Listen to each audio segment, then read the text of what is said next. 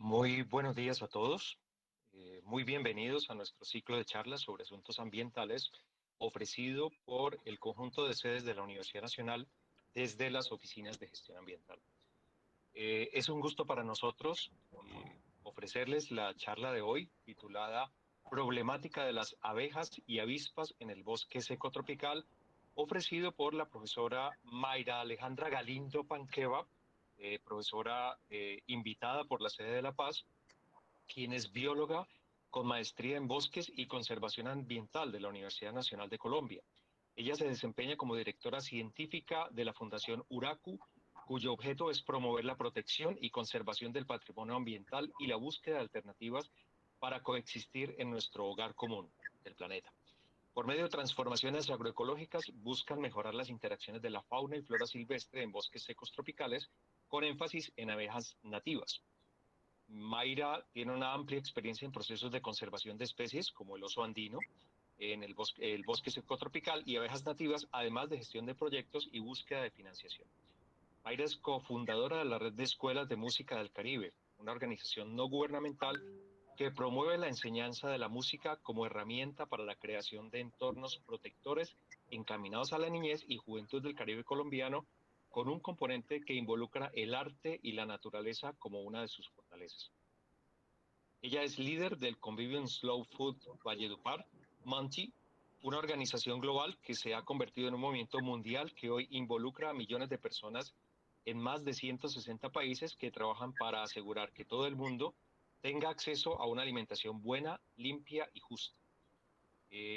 Bueno, estamos muy gustosos de tener a Mayra Alejandra como nuestra invitada de hoy. Eh, Mayra, tú tienes en adelante la palabra. Muchas gracias por acompañarnos. Bueno, muchísimas gracias por esta invitación, el gusto es mío.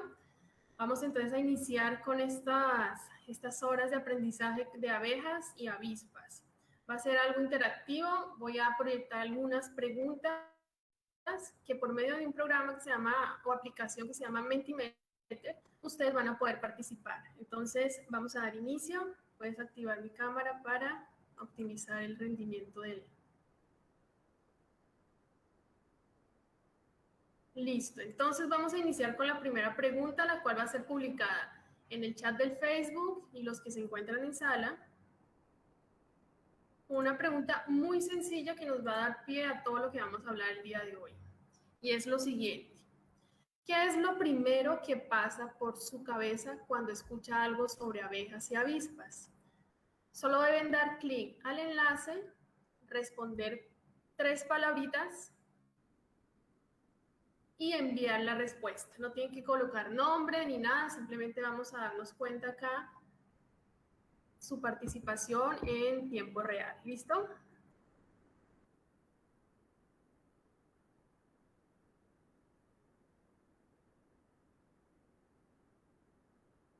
¿Qué es lo primero entonces que pasa por su cabeza cuando escucha algo sobre abejas? Vamos a ver. Listo. Miel, flores, vida. Muy bien. ¿Quién más participa? Tenemos aquí 4 participantes. Conservación, peligro, polinización, picadura. Muy bien. Muy bien. Están... Muy bien. Bueno, nos damos cuenta que en general entonces hablamos de un producto de la colmena, que es la miel. Nos habla un poco de conservación, polinización. Obviamente está el tema relacionado con el peligro, el riesgo y las picaduras. Y de cierta forma, pues el riesgo que se tiene, ¿no? Listo, perfecto. Muchísimas gracias para las personas que participaron. Vamos a continuar entonces aquí. Bueno, les tengo una propuesta y es el día de hoy ver todo lo que vamos a tratar de una forma sistémica. Yo acá no solamente les voy a hablar de lo que es abejas y avispas, sino todo lo que está relacionado con estas especies. De esta forma hago la invitación de ver esta fotografía, es tomada en bosque seco tropical, donde nos damos cuenta que hay 4 individuos de una especie que es Alobata seniculus, llamado como el mono aullador, y nos damos cuenta que si vemos más a detalle hay colores, formas y matices totalmente diferentes. Vemos que hay hojas de diferentes tamaños, diferentes formas. Nos damos cuenta que hay una comunicación entre esos individuos y la persona que está tomando la fotografía, y si vamos mucho más allá nos damos cuenta que hay algunas especies que están en estado de floración. Esto nos puede dar indicios de alguna época, de algún estado en el que se encuentra el bosque. Entonces, cuando vemos un paisaje, vemos un ecosistema, ¿cierto? Tenemos que hacernos muchísimas preguntas. No es solamente lo que estamos viendo en primer plano, sino que hay más allá. Hay una interacción, hay una armonía entre todos estos componentes y obviamente hay una gran diversidad de formas, colores y aspectos. Esta es otra fotografía aquí en la Sierra Nevada de Santa Marta, en el departamento del Cesar. Nos damos cuenta, es el corregimiento de Azucarbuena. Y aquí si nos vamos a detalle, nos damos cuenta que ya hay presencia del ser humano, hay cultivos, ¿cierto?, de plátano, de guineo. Entonces nos damos cuenta que hay una comunicación en lo que estamos observando.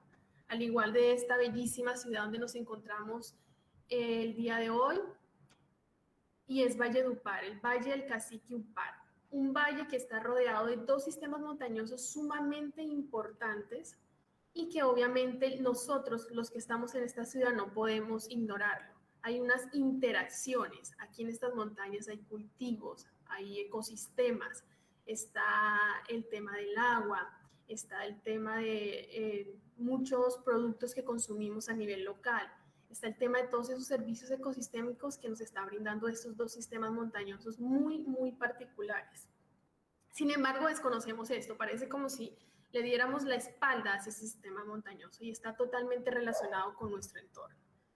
Este es otro ejemplo en la Sierra Nevada de Santa Marta, donde el ecosistema marino también hace parte de todo este ecosistema de bosque seco tropical, y obviamente que hay interacciones. Acá no hay límites donde esto se comporte diferente a eso, sino que están íntimamente relacionados.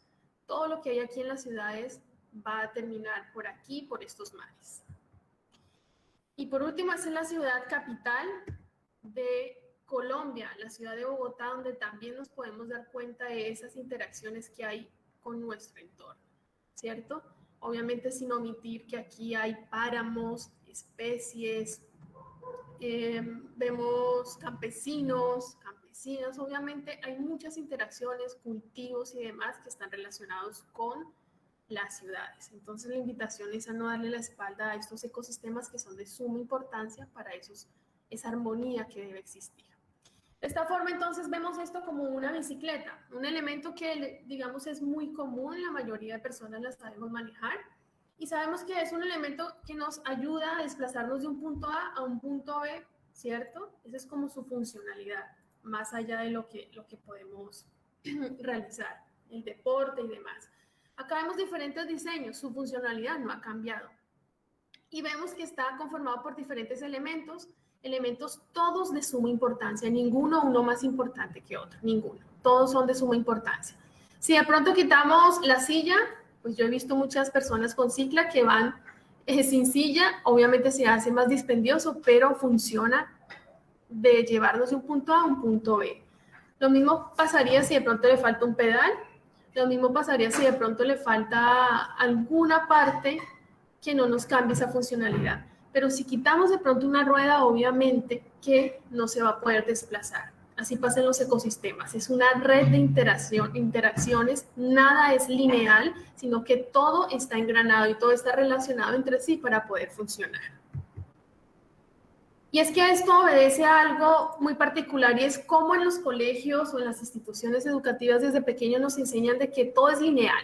Entonces está el consumidor, están los productores y todo pasa así como una cadena de paso a paso, como en la vida: naces, creces, estudias, te casas, haces maestría, compras casa, carro, beca, y todo es así lineal. Se replica en muchos comportamientos del ser humano.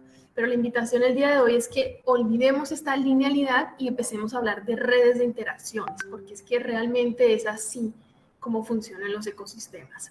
Este es un diagrama que espero que se familiaricen a futuro con este tipo de relaciones, donde obviamente se ve una mayor complejidad. Este es un estudio que se hizo con árboles nativos y exóticos en ecosistemas urbanos. Esto fue en Argentina. y muestra la interacción que hay entre hongos de madera y esos árboles nativos y exóticos. Y nos damos cuenta que no hay una linealidad, en realidad están conectados y hay interacciones entre sí. Y si vamos más allá de redes de interacciones, vamos a hablar entonces de abejas. Este es el ejemplo de un estudio que se realizó con relación en el Valle del Cauca, aquí en Colombia, las relaciones entre planta polinizador. A la izquierda podemos ver especies de plantas y a la derecha especies de abejas. Y nos damos cuenta que hay una red sumamente compleja de interacciones entre sí. Así que la linealidad, digamos que no da paso en ese tipo de ecosistemas. Y asimismo nos podemos dar cuenta en esta imagen con el tema del polvo del Sahara, ¿cierto?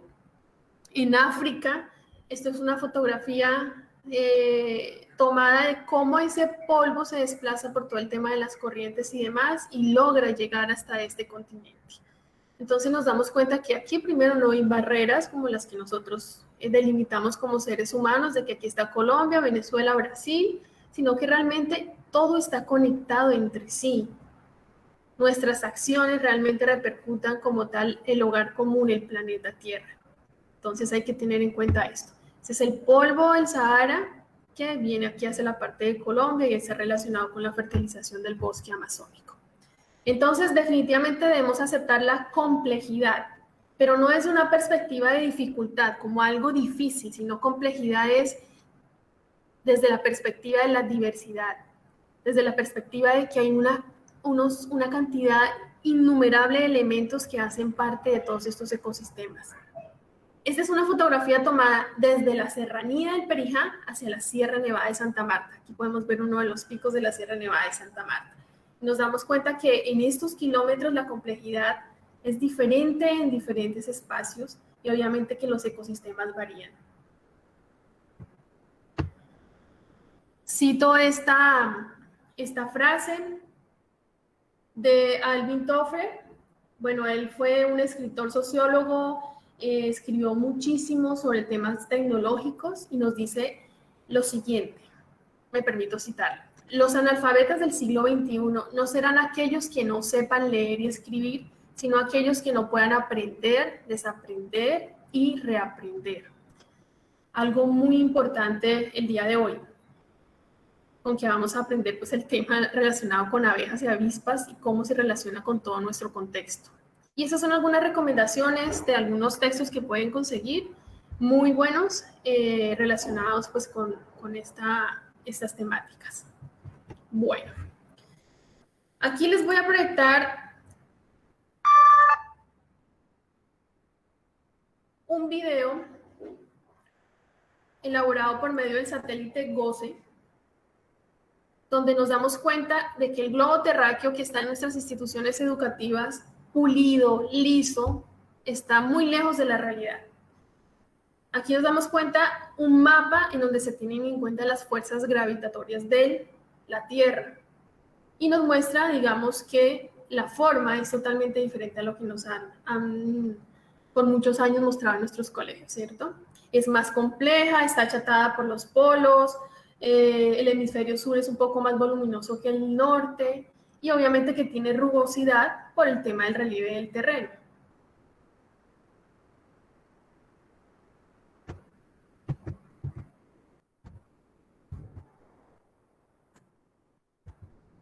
Aquí nos damos cuenta de esta imagen entonces, así es como debería lucir nuestro globo terráqueo en nuestros colegios, ¿verdad? Y de esta forma realmente podemos evidenciar cierta complejidad cuando hablamos de lo que es el planeta Tierra. La perspectiva cambia totalmente.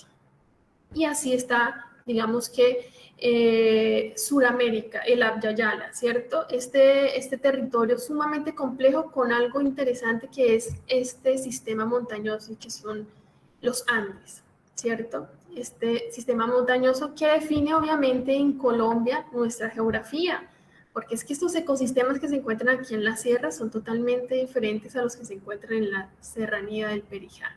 Hablando aquí en el departamento del Cesar, obviamente, en todos estos tres ramales de la cordillera, pues los ecosistemas son sumamente diferentes y ha definido la distribución de muchísimas especies aquí en Colombia y comportamientos diferentes. Aquí vamos a hacer un cambio de tema con el fin de aplicar un poco lo que les mencioné de aprender, desaprender y reaprender. Puse este ejemplo porque es algo que nos identifica, es algo por lo que la mayoría de personas ha pasado y es el parto, ya sea por parto natural o cesárea, ¿cierto? Y nos damos cuenta que detrás de esta imagen hay muchísimas preguntas. ¿Alguna vez ustedes se han preguntado por qué las mujeres en la actualidad tienen sus hijos de forma horizontal? Hago un breve paréntesis para que piensen un poco. Si de pronto son personas que hacen parte de comunidades originarias, aquí por lo menos en las sierras, si son arhuacos, cogis, la dinámica es totalmente diferente. Pero se han preguntado por qué aquí en las grandes ciudades o en las capitales, en Occidente como tal, los partos son horizontales. Y eso viene de una historia, eso viene de un porqué. Porque realmente la especie humana es de parto vertical y eso lo entienden muchísimo muchas comunidades indígenas. Obviamente está diseñado nuestro sistema para que facilite la salida del bebé de una forma vertical y era así como se hacía anteriormente. Sin embargo, hay una historia de que Rey Luis XIV disfrutaba de ver partos de mujeres que alumbraban recostadas y de esta forma se promovió la práctica y digamos que es mucho más sencillo, práctico y demás para el tema de los médicos y enfermeros y enfermeras y obviamente digamos que ya al promoverse pues ya se quedó instalada. Pero recostadas obviamente se prolonga mucho más la tarea o el trabajo del parto y obviamente retrasa las contracciones. Entonces veamos que lo que nos dice José Saramago, que lo cito aquí, es realmente cierto. Hay que recuperar, mantener y transmitir la memoria histórica porque se empieza por el olvido y se termina la indiferencia. Ya no nos hacemos preguntas de la cotidianidad, de lo que está a nuestro alrededor. Y es de suma importancia cuando hablamos de conservación de abejas y conservación de avispas. Estas palabras que tengo aquí es digamos una anécdota que tengo en la búsqueda de una reserva de nuestra organización y es en la búsqueda de esos bosques por esta zona. Todos manejan conceptos diferentes y todo obedece al contexto y a las experiencias que se han tenido en los territorios. Entonces, cuando uno hablaba de que estaba buscando espacios donde hubieran bosques, muchas personas entonces creían que el bosque era el monte o el rastrojo, entonces te decían, esa tierra no está civilizada, es simplemente rastrojo, entonces para uno el rastrojo es otra cosa y para ellos el rastrojo es digamos que una vegetación que se encuentra sin ningún manejo por el ser humano. O cuando te hablan de montaña, sí hay bosques, pero está más el sistema agrario. Entonces uno iba y decía, bueno, hay montaña, hay árboles, hay bosques, y cuando iba había solamente el sistema cafetero y por ahí 5 o 6 árboles contados de yarumo. Y entonces, obviamente, esos contextos son sumamente importantes cuando hablamos de conservación, porque las historias son diferentes. Es diferente la historia que nos puede contar una persona de 1951, estas son fotos de la Sierra Nevada de Santa Marta, la foto es de Erwin Krauss, y es diferente la historia que nos va a contar una persona que se encuentra en el año 2019, ¿cierto? Son 68 años de diferencia, son diferentes las historias que nos pueden contar. Esta es una infografía de nuestro Flow, uno de nuestros aliados, en donde promueven diferentes acciones relacionadas con la mujer y con luchas nacionales. Y aquí nos hacen una pregunta, ¿en qué momento la lengua materna se convirtió en español si nuestro origen deriva de la indígena palenquera y creole? Aquí lo que les quiero mostrar es a la izquierda el mapa de Colombia con una gran cantidad de lenguas indígenas, ¿cierto? Obviamente aquí también en el departamento del Cesar hay presencia y una gran diversidad de lenguas y que es de suma importancia conocer la historia, conocer el porqué de ciertas actividades que se realizan en las regiones, en las zonas, para dar contexto a lo que nosotros estamos desarrollando. Y esto obedece a que Aquí nos damos cuenta de una fotografía que para muchos es desconocida, para muchos conocida. Cuando yo les coloco una fotografía de Machu Picchu, yo creo que el 95% de las personas me puede contestar, sin yo decirles qué es el lugar o dónde es el lugar, me puede contestar, ¿cierto? De forma acertada. Pero si les muestro este tipo de imágenes, ¿será que logramos identificar qué es? Pues les presento a la llamada Teyuna por los taironas y que se apodó Ciudad Perdida. Esta ciudad perdida o Teyuna tiene, o sea, es 600 años mayor que Machu Picchu y sabemos menos información de esta que Machu Picchu. Eso lo puedo tener por claramente. Nos damos cuenta entonces que a diferencia de la contraparte peruana, pues aquí no hay autobuses que te permitan llegar hasta el lugar o de pronto es mucho más difícil el acceso porque toca a pie y es mucho más agotador, pero esto se encuentra aquí en nuestro territorio, en nuestra región, en el departamento del Cesar y Magdalena, y es mucho más antiguo que Machu Picchu. Obviamente las evidencias arqueológicas y pues todo el tema de construcción es muy interesante y cuentan una historia. Hay que conocerla. Lo mismo pasa en el tema de sectores de la ciudad de Valledupar, como es el caso de los mayales. Según uno de los historiadores de aquí de la región, Tomás Darío Gutiérrez, nos indica que maya es un fruto de la familia de las bromeliáceas, es la misma familia de las piñas, y que aquí se han encontrado restos arqueológicos, muchos más restos arqueológicos que en otras partes de la ciudad, lo que lo lleva, digamos, que a concluir o a una hipótesis de que acá era una gran ciudad y era la gran ciudad del cacique Upar. Este es el monumento del cacique Upar que se encuentra en la entrada de la ciudad de Valledupar y que obviamente nos alude o nos hace pensar quiénes estaban aquí antes de, ¿cierto? Así que la invitación es a recordar nuestras raíces. Este es un mural, una fotografía de Bogoart, donde nos invita un poco a reflexionar sobre ese tema, ¿no?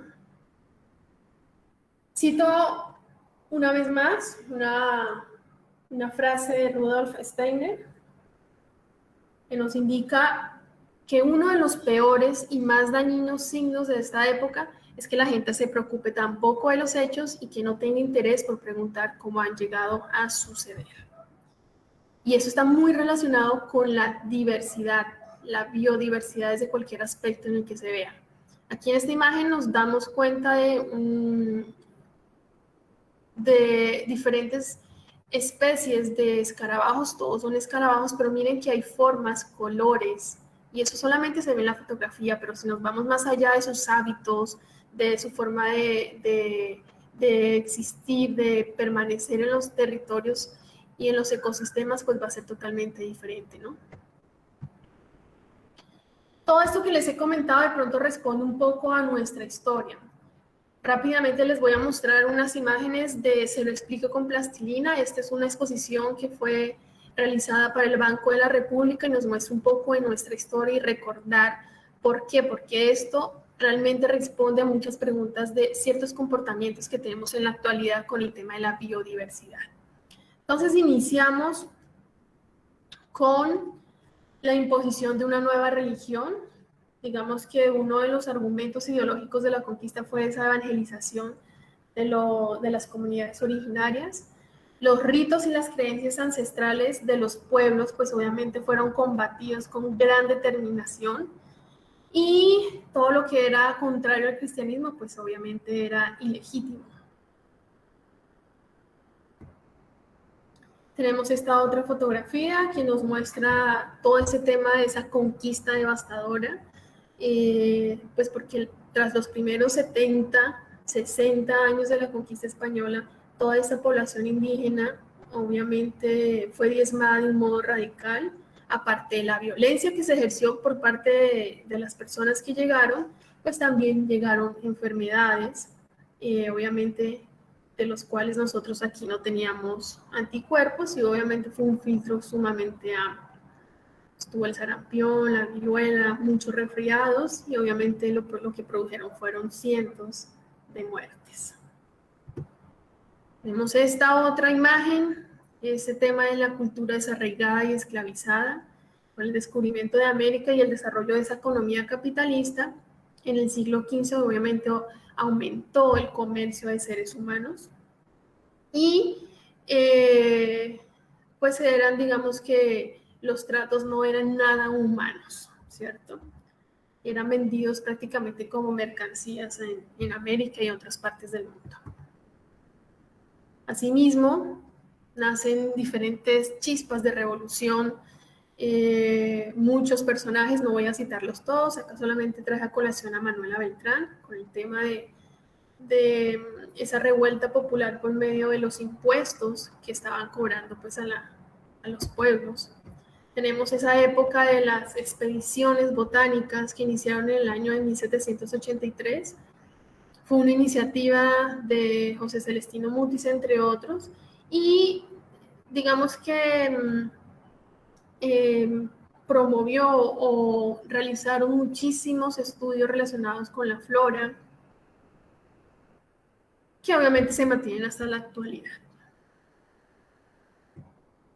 Tenemos esa guerra de los 1000 días, es un sinnúmero de conflictos civiles que vivió el país a lo largo del siglo XIX. Fue uno de los más devastadores, las consecuencias sociales, económicas, políticas, hubo hasta pérdida de territorio relacionado pues con Panamá, y estuvo esa linealidad en cuanto a los conservadores y los liberales. Esta imagen es icónica del tema del Bogotazo entre el 9 y el 10 de abril de 1948, y todo esto fue acontecimiento por el asesinato del líder liberal José Eliezer Gaitán. Murieron aproximadamente 3.000 colombianos en Bogotá. Los cadáveres fueron llevados al cementerio central, fueron dispuestos de esta forma para que los familiares los pudieran identificar y obviamente hacer todo el tema de medicina legal. Fue la verdad un drama de violencia muy tremendo porque se multiplicó en todo el país a lo largo de los años 50. Esta es una imagen icónica, el Cristo Campesino. Es una fotografía que se convirtió, digamos, que uno de los íconos más conocidos de la violencia entre el 46 y el 65. Y fue una guerra civil no declarada entre liberales y conservadores, pero digamos que mostró los más bajos instintos del ser humano. Murieron 200.000 personas y hasta más, y obviamente fueron desplazadas muchísimas personas de sus territorios.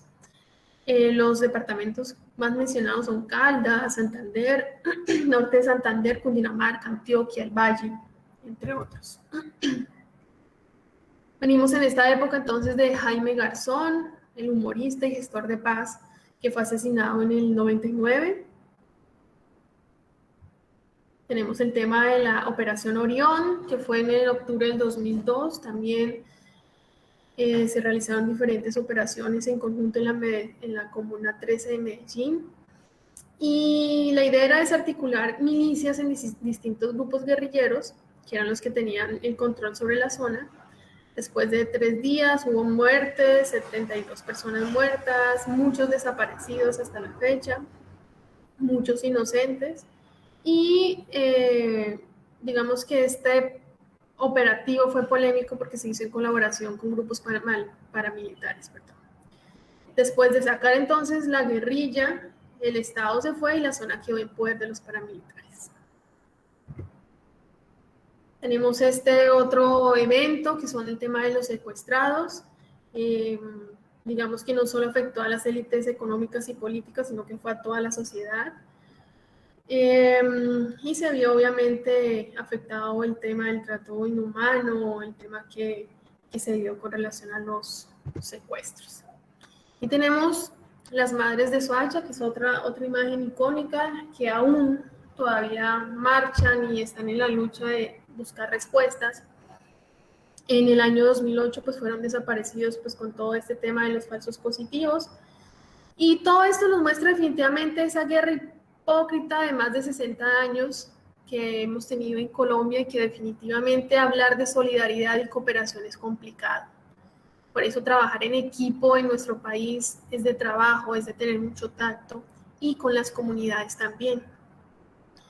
Entonces, de esta forma, pues la idea es incentivar a las comunidades a que se participe de manera activa y obviamente tener una corresponsabilidad, ¿no? Esto es un libro que se encuentra en línea, es gratuito, para hablar un poco de todo ese tema de pensar distinto, pensar descolonial de José Romero Lozaco. Y nos habla un poco de esas dinámicas, ¿no? De nuestra historia. Esa tierra, Colombia, tierra de Colón, ¿en qué momento se llamó tierra de Colón cuando en realidad era la tierra del agua? Entonces hay que conocer la historia para hablar de conservación. Para finalizar un poco este tema de cómo estos eventos en nuestro país están relacionados con la conservación y todos estos temas relacionados con biodiversidad, abejas y avispas, traigo a colación una información de desapariciónforzada.co, la pueden buscar en internet, es un trabajo muy, muy bien hecho, un relato siempre incompleto del invisibilizado. La imagen que les muestra aquí la portada es una tabla de carne y el autor nos cuenta lo siguiente. Eso pasa con las tablas de carne, son bonitas como Colombia, pero nadie sabe que ocurrió un corte violento, que estuvieron impregnadas de sangre y de tanta historia. Hice el proceso de lavarlas y eso lo relacioné con el cómo borramos nuestra historia. Borramos las manchas y hacemos como si nada hubiera pasado. Esto es lo que explica Fernando Arias en la entrevista, el porqué de esta imagen. Y ustedes se pueden dar cuenta en esa página de todo lo relacionado con diferentes fuentes, ¿cierto? Y relacionados con visibilizar esa realidad, esa desaparición forzada en Colombia. Obviamente todo el territorio colombiano tiene cifras. Yo acá solamente les traje lo relacionado al departamento del Cesar, que es donde nos encontramos. Les muestro entonces las fuentes de donde fueron sacada la información y nos muestra los territorios, cada una de las cifras. Dónde están registrados, dónde no. Esta es una síntesis realizada en el departamento del Cesar. El máximo del departamento fueron 1.474. Y la impunidad de los crímenes son del 99.78%. Y acá ya nos hace un desglose de lo que son cada municipio. La ciudad de Valledupar fueron 739. En La Paz, donde se encuentra nuestra sede, la Universidad Nacional, 88. Y así en general. La idea no es ver dónde más y dónde menos, ¿no? Porque ya hemos naturalizado un poco este tema de la violencia, desapariciones y demás. Así sea uno, debe dolernos. No tenemos que naturalizar el que día a día hayan asesinos y diferentes hechos de violencia. El que haya 739 es relevante.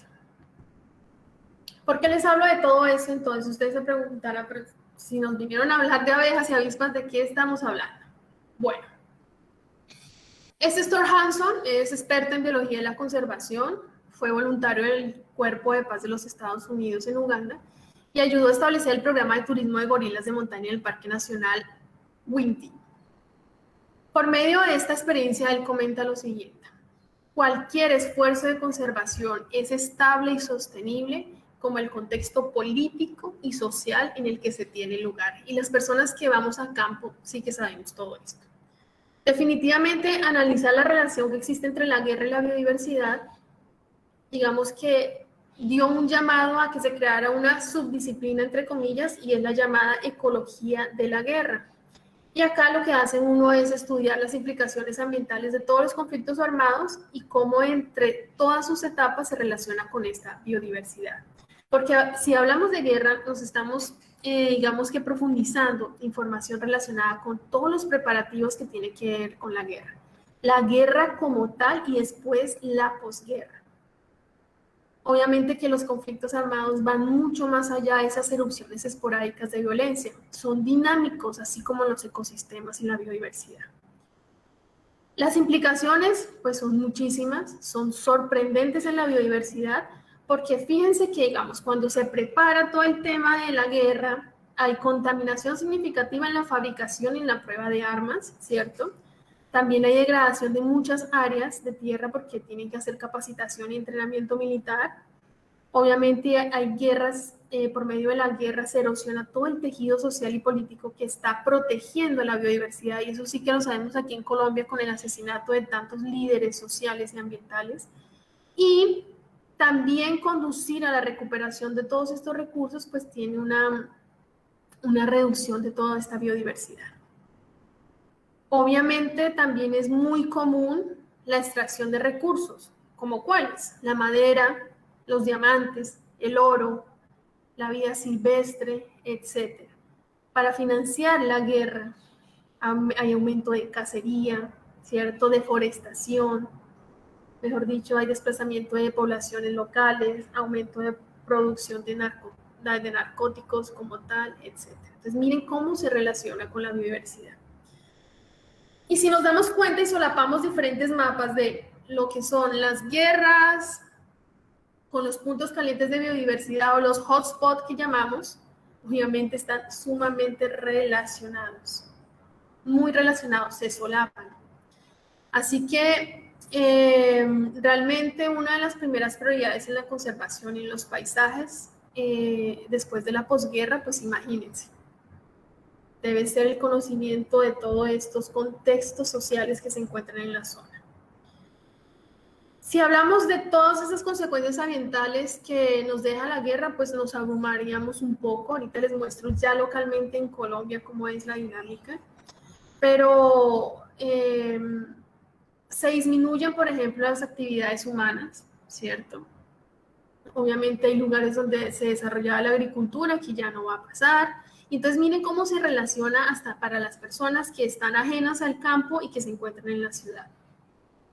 Así que definitivamente la paz es una prioridad para el tema de la biodiversidad. Aquí nos damos cuenta en este sencillo mapa. Aquí se solapan entonces. En verde tenemos los parques nacionales naturales. En negro, cultivos ilícitos, y en azul, esos municipios con incidencia alta o muy alta de conflicto armado. Entonces miren cómo se solapan entre ellos. Miren acá, miren el negro, miren el verde y el azul, cómo se solapan entre sí. Y nos vamos a dar cuenta de algunas cifras relacionadas pues con todo este conflicto armado. Deforestación. Entre 1990 y el año 2000, 59% de la deforestación ocurrió en municipios de conflicto. Se arrasó con más de 3 millones de hectáreas de bosque. Esto equivale al área de Bélgica. Fuentes hídricas. 60% de fuentes hídricas afectadas por extracción ilícita de minerales y derrames de petróleo. Cultivos de coca.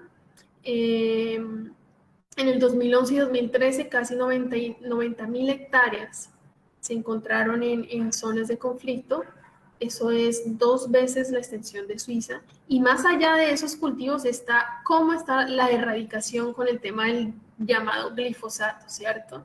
Que es obviamente devastador para las abejas, avispas y cualquier ser vivo. Tenemos la voladura de oleoductos. En los últimos 35 años, la infraestructura de transporte de hidrocarburos operada por Ecopetrol ha sido atacada 2.575 y se han derramado 4.1 millones de barriles de petróleo. Extracción ilícita: 75 toneladas de mercurio liberadas anualmente a causa de la minería del oro. Entonces, ¿afecta o no afecta lo que estamos hablando? Claro que sí, está sumamente y estrechamente relacionada la guerra con la conservación y la biodiversidad.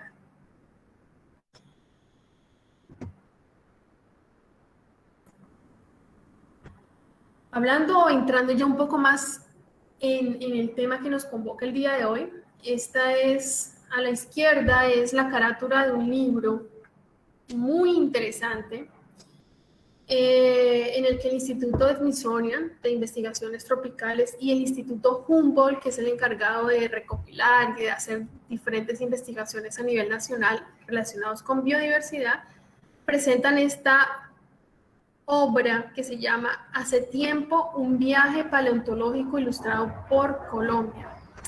Hay expertos de centros de investigación, universidades, museos, jardines botánicos, participaron países como Colombia, Alemania, Argentina, Brasil, Canadá, Estados Unidos, y presenta evidencia documentada y está ilustrada donde nos cuenta toda esa historia fósil de nuestro país. Toda esa información que se ha perdido a lo largo de millones de años y que por medio de un ejercicio colaborativo se construyó conocimiento para divulgar y comunicar toda esta ciencia y obviamente formar o llevar esta información al público experto. Es espectacular este libro, está ilustrado por colombianos. Los fósiles que se encuentran aquí son fósiles encontrados en nuestro territorio, entonces es bellísimo. Lo pueden descargar libre en la página del Instituto Humboldt, o ustedes colocan en Google hace tiempo y ahí les aparece en PDF. Aquí entonces tenemos una sección dedicada al polen, un elemento de gran importancia y de suma importancia cuando hablamos de polinización, cuando hablamos de abejas y de avispas.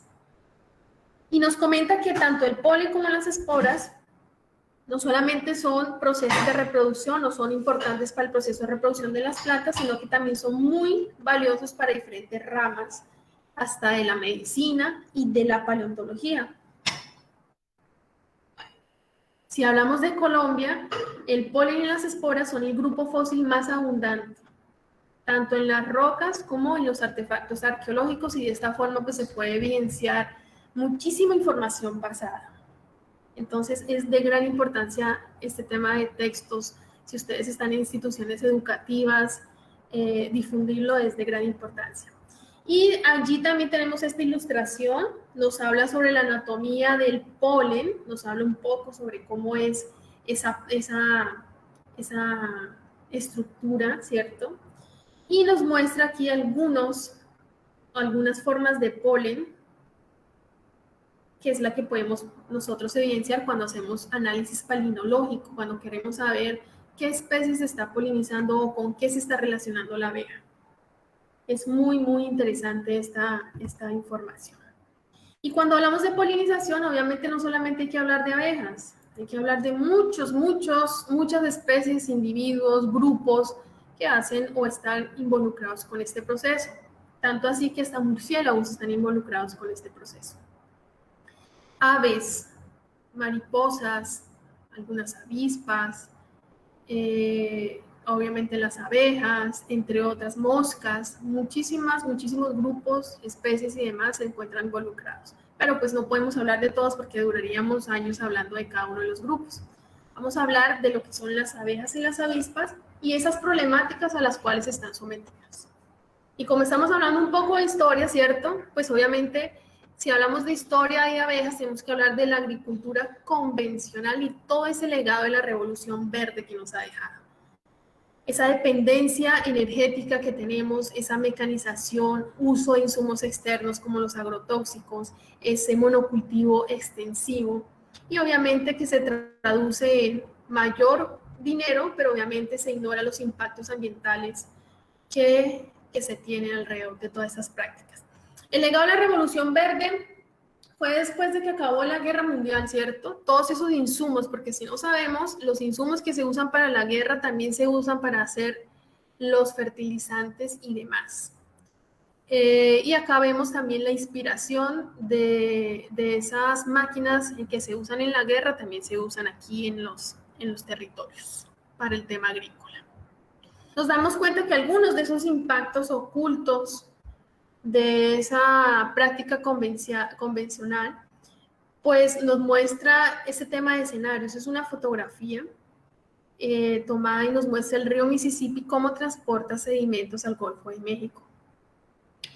Los fertilizantes y todos estos insumos externos que se están usando en la agricultura, las plantas, digamos que no, como les dijera, no alcanzan a aprovechar el 100% de estas. Y ustedes saben que hay un abuso grandísimo del uso de este tipo de productos porque son de venta libre y hay mucho desconocimiento alrededor.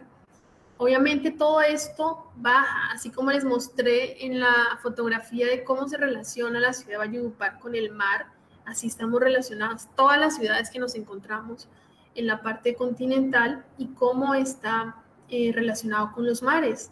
todo desencadena allí.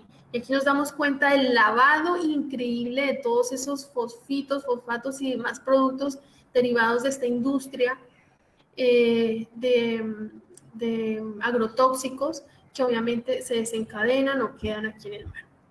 Las personas que aquí habitaban, pues obviamente vivían de la pesca, del camarón y demás, pero todas estas especies o la gran mayoría que se encontraban en estos lugares, pues obviamente no tienen el ecosistema adecuado para sobrevivir. Diezmó la actividad y obviamente se ve afectado todo lo que hay aquí alrededor, a nivel social, político, económico y demás. Esta es una zona muerta, tiene aproximadamente 12.875 kilómetros y digamos que podría ser una de las más grandes aquí en el Golfo de México. Todo este sedimento contiene grandes contaminantes, ¿cierto? De esos fertilizantes y pues obviamente aumenta la proliferación de algas y cambia totalmente la dinámica de este ecosistema. Esto hace que obviamente las lluvias de cada año en primavera lleven esos nutrientes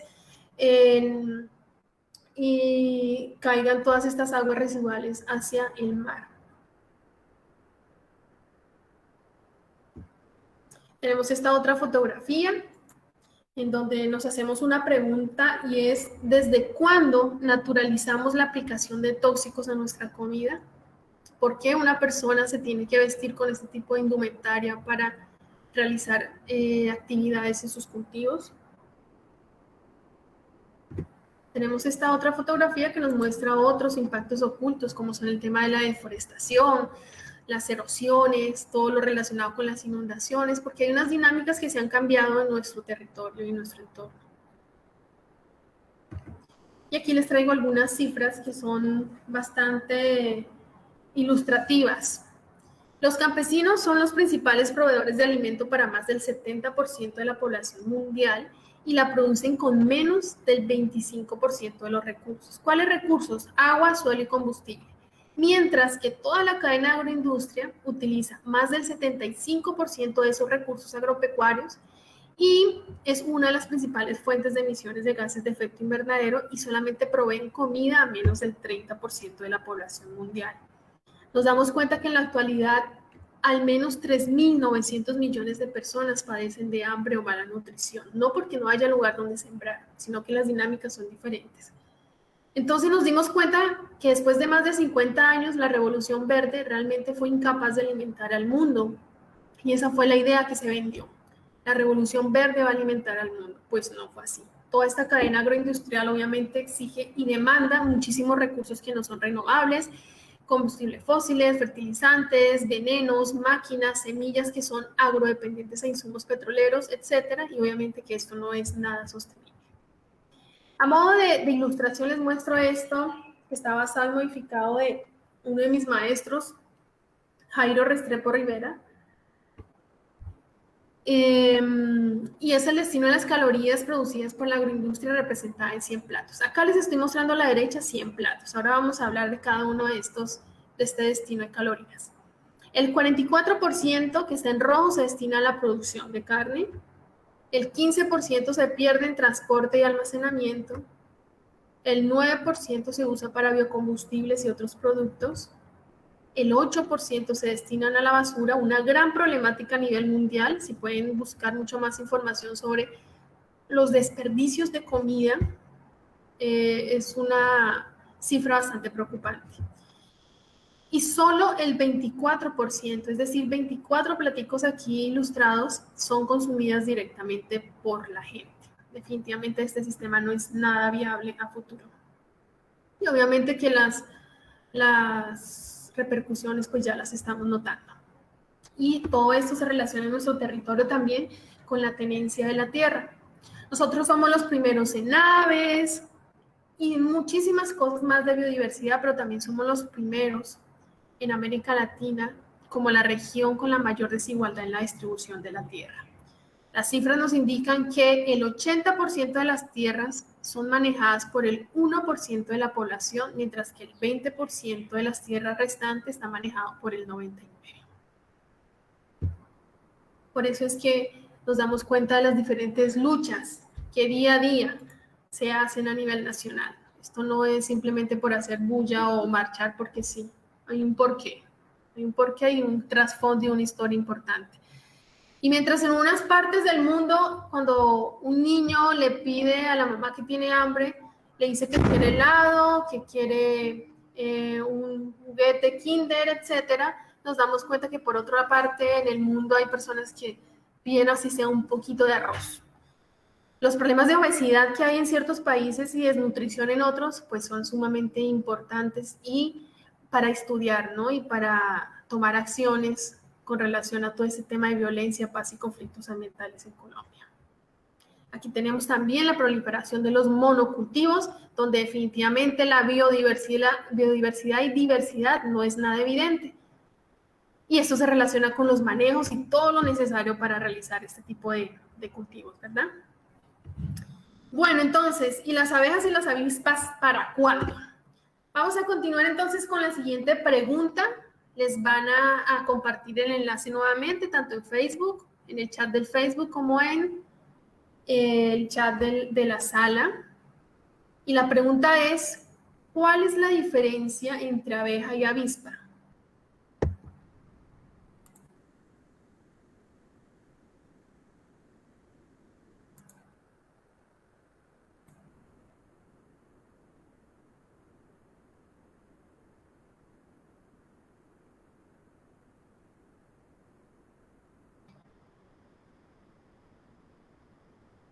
Perdón, la pregunta que publiqué fue, ¿hay diferencias entre abejas y avispas?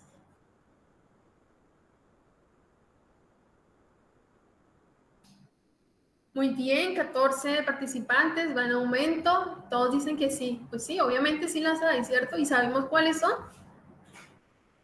Esta pregunta la hice con el fin de evidenciar un poco aquí en el territorio colombiano, en el departamento del Cesar y más específicamente en Valledupar y sus estribaciones, que es donde nosotros actuamos.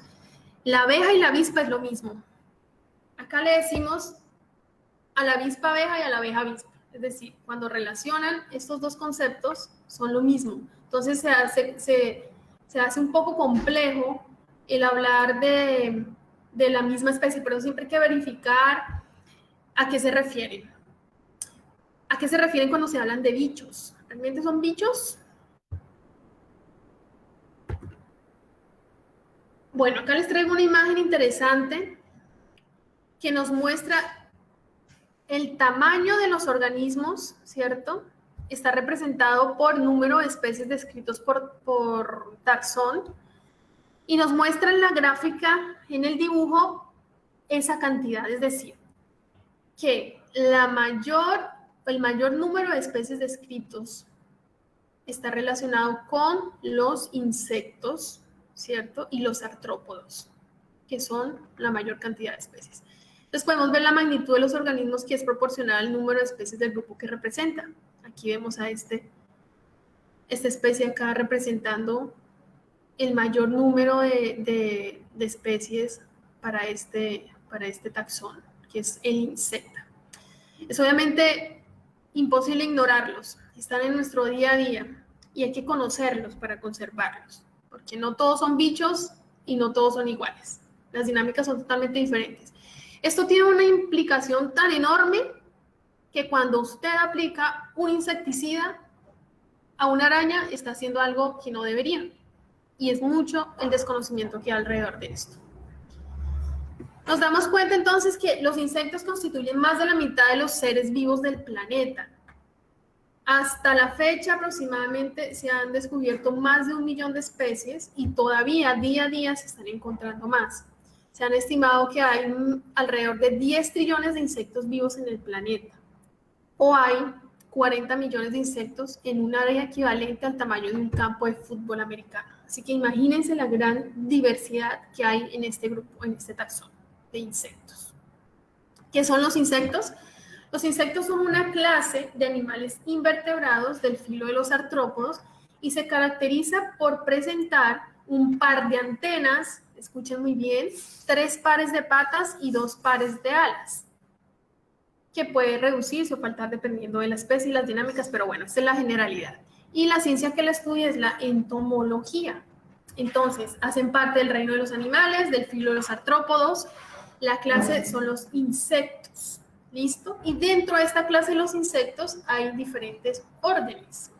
Hoy vamos a hablar sobre todo el orden Hymenoptera, pero también están los dípteros, tienen 2 alas como las moscas, lepidópteros, que tienen escamas en sus alas como las mariposas. Tenemos los coleópteros, como las coleópteros hace alusión a que las alas están guardaditas como en una caja, en un estuche, como pasa con los escarabajos o cucarrones. Hemípteros tienen una parte que es dura y una parte membranosa. Tenemos los odonatos, ¿cierto?, que son como las libélulas, y tenemos los ortópteros, como le llaman acá en la costa, paco paco, o también los saltamontes, etc. Entonces, nos damos cuenta que dentro de la clase de los insectos está este tipo de órdenes, donde no vemos arañas. Las arañas no son insectos. Y todas las dinámicas, porque son sumamente diversas, es que es increíble lo maravilloso del mundo de los insectos, han servido de inspiración para muchísimos diseños, para muchísimas dinámicas, para redes, para temas relacionados y de uso del ser humano. Entonces, aquí tenemos una araña, ¿tiene cuántas patas? 1, 2, 3, 4. Y acá tenemos ¿cómo le llamamos aquí? Nombre común, como mariquita. 1, 2, 3. 4 pares de patas, 3 pares de patas. Las arañas no son insectos. Artrópodos, no insectos. Acá tenemos otro, insecto hoja, ¿cierto? Tenemos 3 pares de patas y las garrapatas tienen 4 pares de patas. Las garrapatas no son insectos, son artrópodos, no insectos. Tienen unas grandes particularidades los insectos, voy a nombrar algunas. Está el tema de el exoesqueleto. Ellos no tienen como huesos como tal, y tienen una piel que es muy dura, que se llama exoesqueleto. Tienen 3 partes básicas en el cuerpo, que son la cabeza, el tórax y el abdomen, y pues el diseño y demás van a cambiar una y otra. También está el tema de los ojos, que se encuentran obviamente en su cabeza, que tienen una particularidad sumamente importante. Y esto depende de la conservación de muchas especies, porque vemos cómo están viendo los insectos, cómo nos ven a nosotros, de la forma como nos estamos vistiendo, los elementos que estamos colocando en ciertos espacios, obviamente está relacionado si son llamativos o no para los insectos. Y es que ellos ven como si ustedes recopilaran muchísimos pitillos y ustedes vieran a través de ellos. Esa es la forma de pronto donde se puede hacer una analogía o se puede visualizar un poco cómo es la visión de ellos. Aquí entonces está el rango de visión del ser humano y cómo están viendo ellos. Esto nos ayuda muchísimo en procesos de conservación cuando hablamos de cuáles son los colores que están identificando y cómo lo están identificando.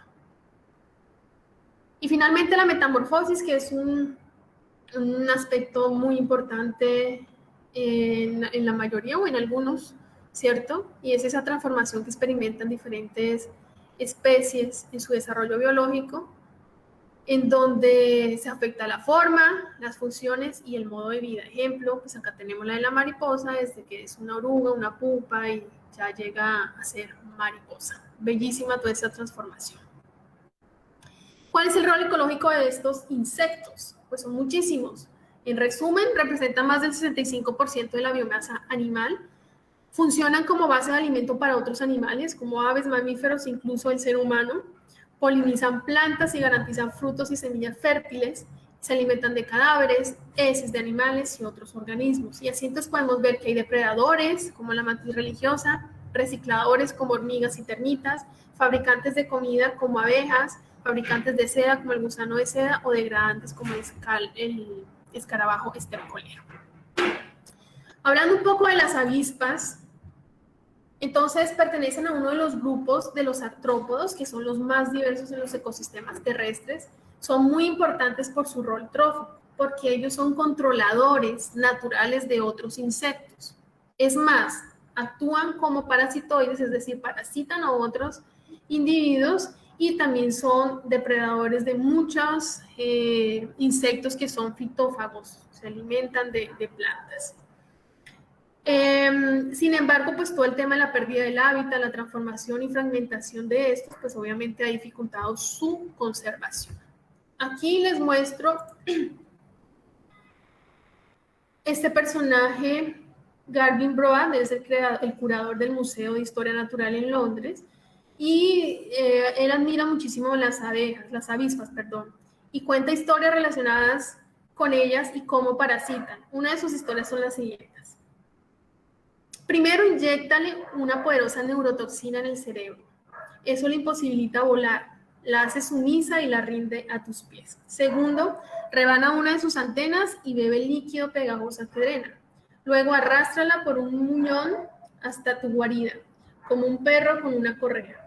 Vas a enterrar a este zombie en un agujero en el suelo, pero justo antes de cerrar la tumba, pon un huevo sobre el insecto. Tu cría puede darse la alegría de comerla viva.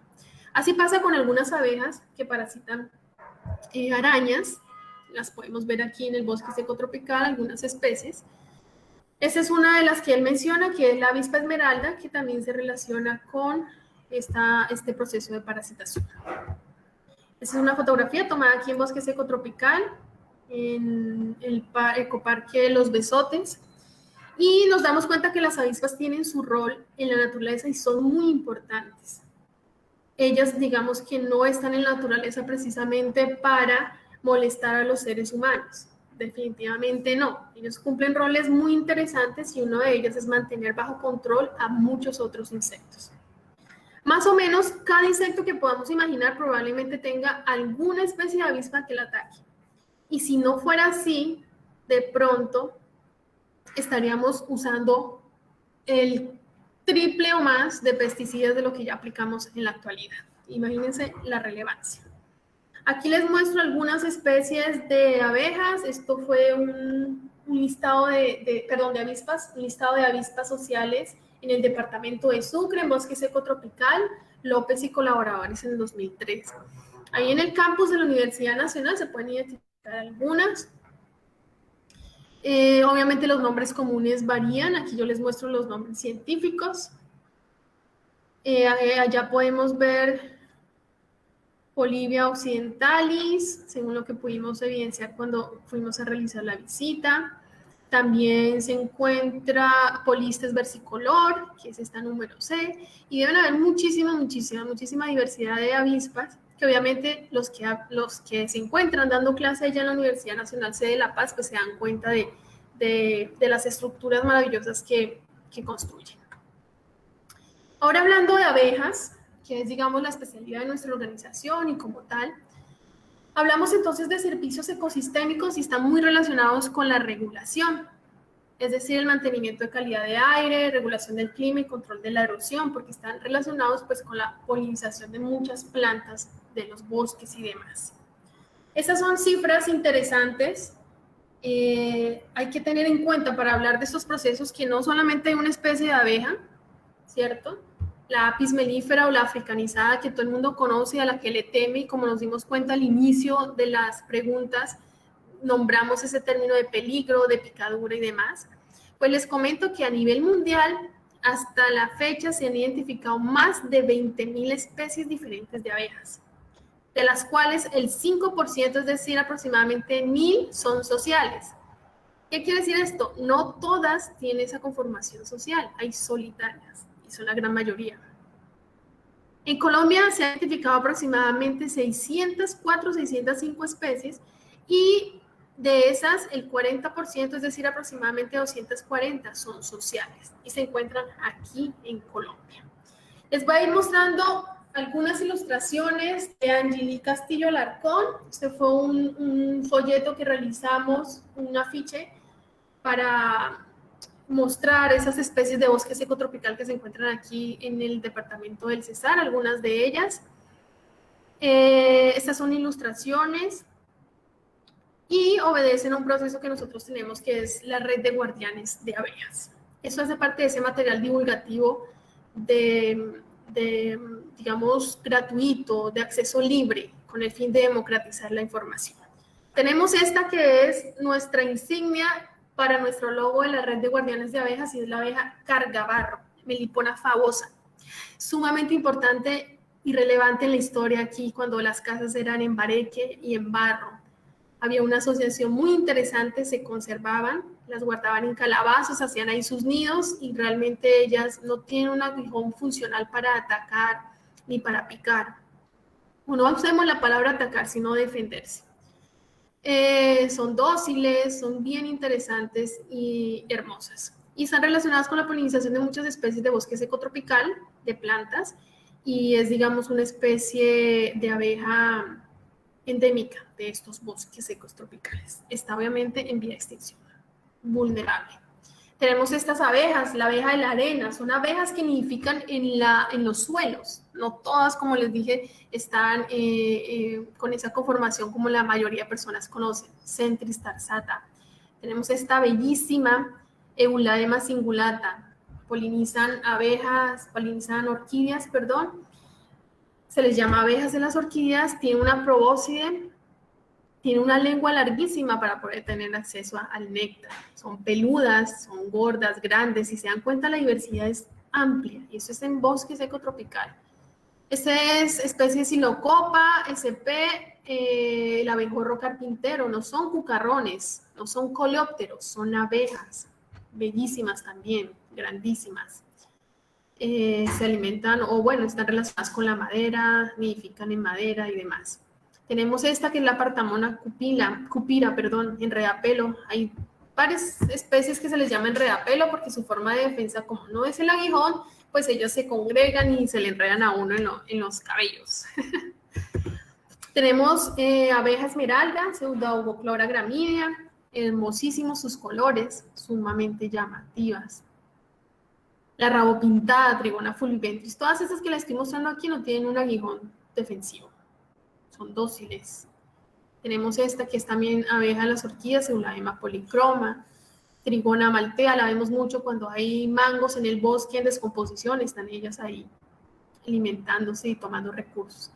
Tenemos la angelita, la famosa angelita tetragonistica angustula, que se usa mucho en los procesos de meliponicultura, que es la cría de estas abejas sin aguijón. Meliponicultura, a diferencia de la apicultura, que es solamente con la especie Apis mellifera. Esta es una gran diversidad, que es la meliponicultura. Son dóciles, les llaman doncellitas, princesas, nidos, que son como tubulares hacia el exterior y ellas se dejan hasta tocar. Ellas son sumamente dóciles, no hacen nada.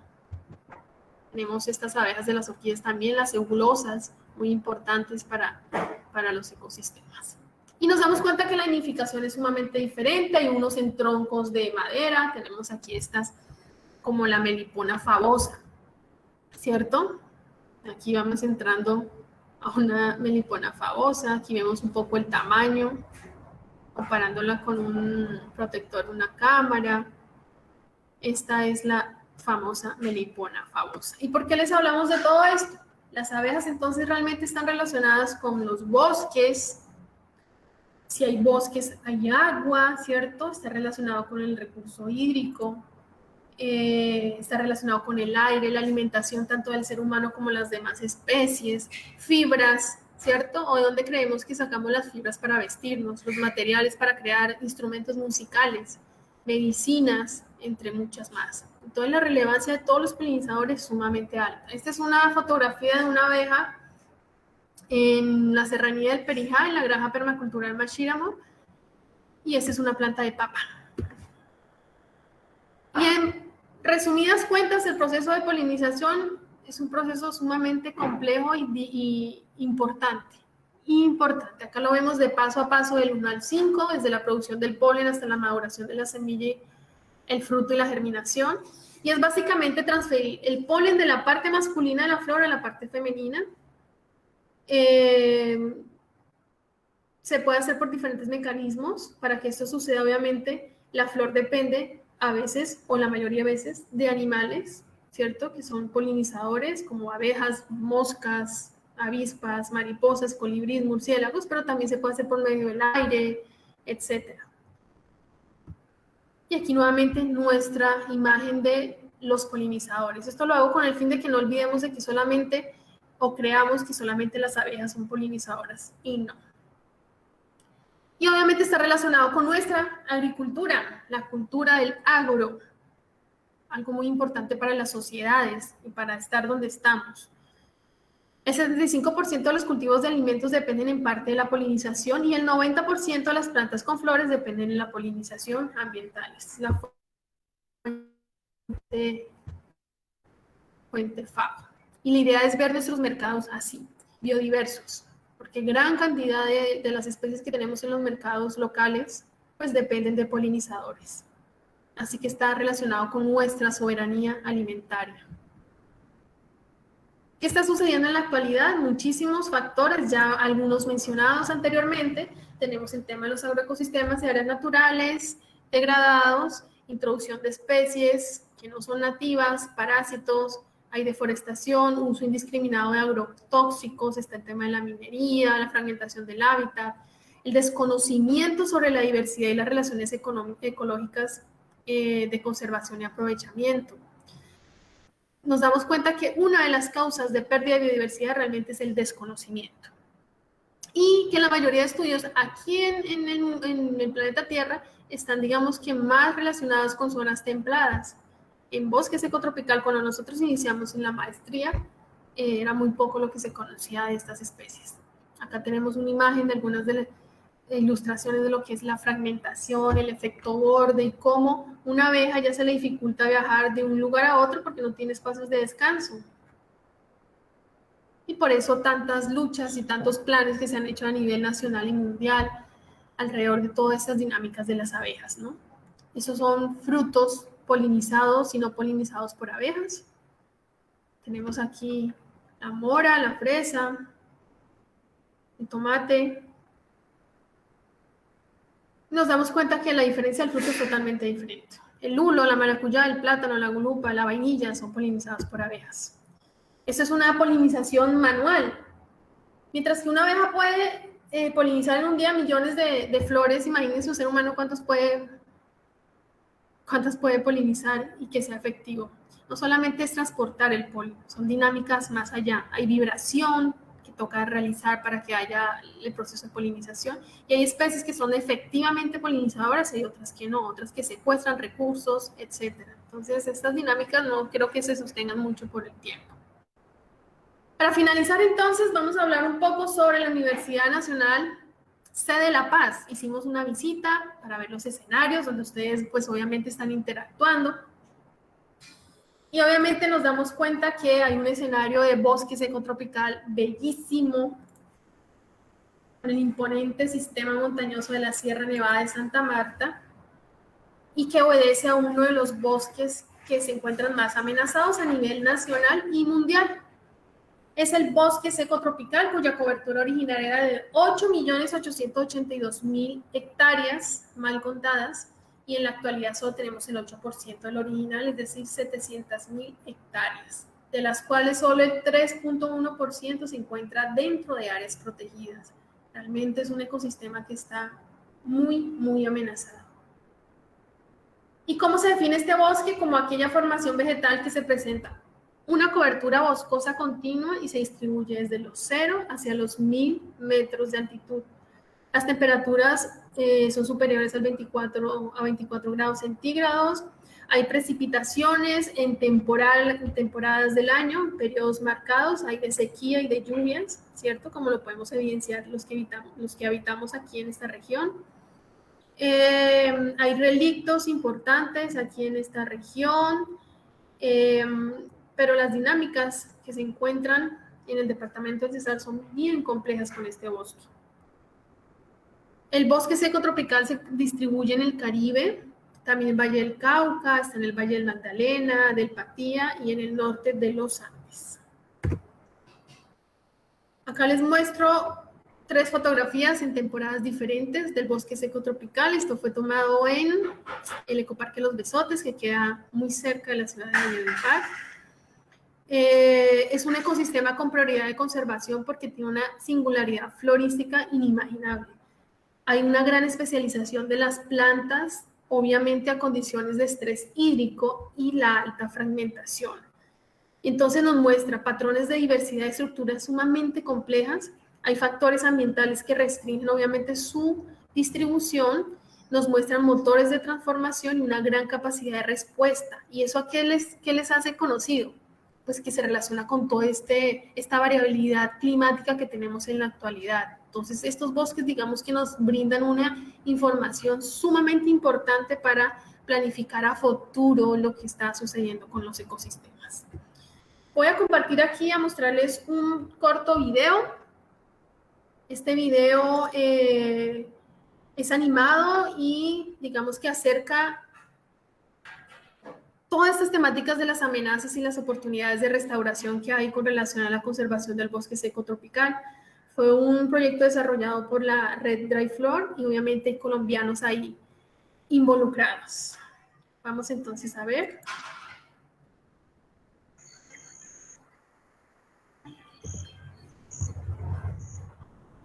Dos mundos, uno seco y escaso, otro verde y frondoso, se encuentran en un mismo lugar. Es el bosque seco tropical de Latinoamérica, un paisaje lleno de contrastes, magia y gran diversidad. Desde Argentina hasta México, toda Latinoamérica, incluyendo el Caribe, se ve manchada por este bosque. Las numerosas especies que lo habitan poseen increíbles adaptaciones para soportar la sequía y luego aprovechar las bondades que trae la época de lluvias. El bosque seco ha sido cuna de nuestra civilización. Gracias a su buen clima y a la alta fertilidad de sus suelos, ha sido el escenario de grandes culturas y de la mayoría de nuestras ciudades hoy en día. Los pueblos latinoamericanos han sabido seleccionar nutritivos alimentos. El maíz, los frijoles, los tomates y el maní se originaron en el bosque seco. Estamos produciendo nuestra comida cultivando en sus suelos. Nuestro futuro depende de su uso sostenible. El bosque seco también nos abastece de fibras, madera, medicinas y alberga muchos otros secretos que aún nos quedan por descubrir. Las áreas de bosque seco han sido muy útiles para la humanidad. Estos bosques proporcionan la estabilidad de los suelos a lo largo de los ríos, protegiéndonos contra inundaciones y evitando la erosión.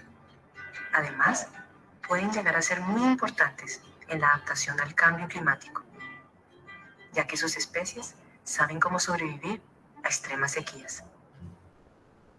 Pero a pesar de ser tan importantes, se están reduciendo de forma acelerada. En algunos países queda menos del 10%.